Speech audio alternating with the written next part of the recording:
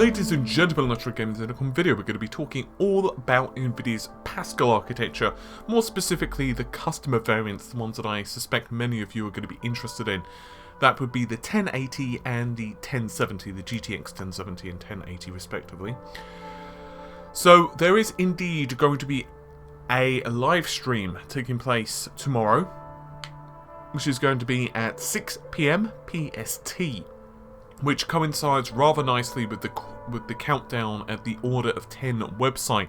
Now, Nvidia are not telling us what it is. They just said it's a special event live stream, which is a bit ambiguous, I'll grant you, but it's pretty obvious what they're going to be unveiling at this point. And you may recall the 10 figure being actually touted by Nvidia at the GTC conference. They admitted it was a very PR-y figure, but it represented the improvements that Pascal had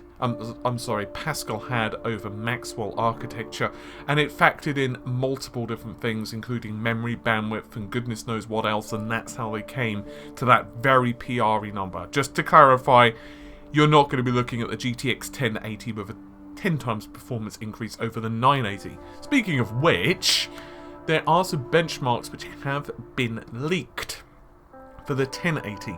Now, I just want to clarify, these are not confirmed by Nvidia, and these are not on the usual benchmark websites, but these are samples that have gone into the wild.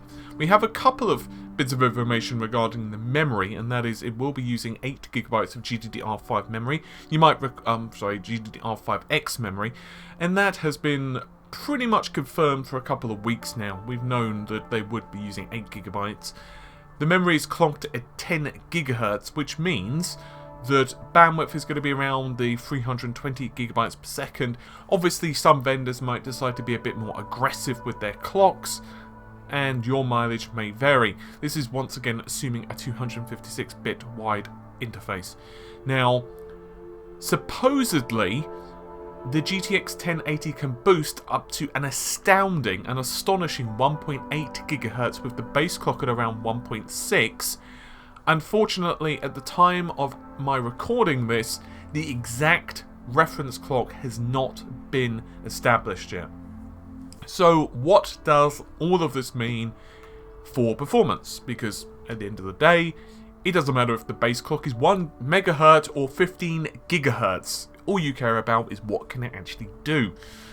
Well, just to clarify, these are still very early drivers, and obviously 3D Mark is not necessarily indicative of the performance you're going to get, let's say, with the new Doom. However, with all of that said, 3D Mark 11 performance preset is rendered at 720p, and the GTX 1080 scores 27,683, which is slightly above an overclocked GM200. Meanwhile, if you were to take the Firestrike Extreme setting, which is 1440p, you're going to see the GTX actually slightly faster than a GTX 980 Ti, but if you have the 980 Ti running at the same clock frequency, then the GTX 1080 is slower. What does all of that mean? Well, performance is going to be really up in the air, but it's looking like it's going to be about 10 to 20% over the previous generation. Now, I'd like to point out once again that this is still not with the latest drivers. Who knows, maybe Nvidia are going to release a new driver, let's say just before it goes to proper review channels, which may improve performance like 50% for all we know. But with these drivers, this is what the numbers we're getting. What does that mean? Well, for VRAM limited situations, the GTX 1080 is definitely going to be a large improvement. You're probably going to be running less power consumption, and obviously because the core clocks are going to be higher, there are definitely going to be some situations where the 1080 is better. But this kind of makes sense. I mean, I'd already said in my previous video that you're probably going to get the GTX 1070, which is going to be roughly comparable to, let's say, between the 980 and the 980 Ti, and then obviously the next generation, which would be the next card up, the 1080, is going to be the equivalent of like the 980 to the 980 Ti, maybe around those figures, because, well, the big Pascal isn't going to come out for a while, and that's the one obviously that's got HBM2 and is going to have a great deal number more shaders. Now there is a slight aside from all of this.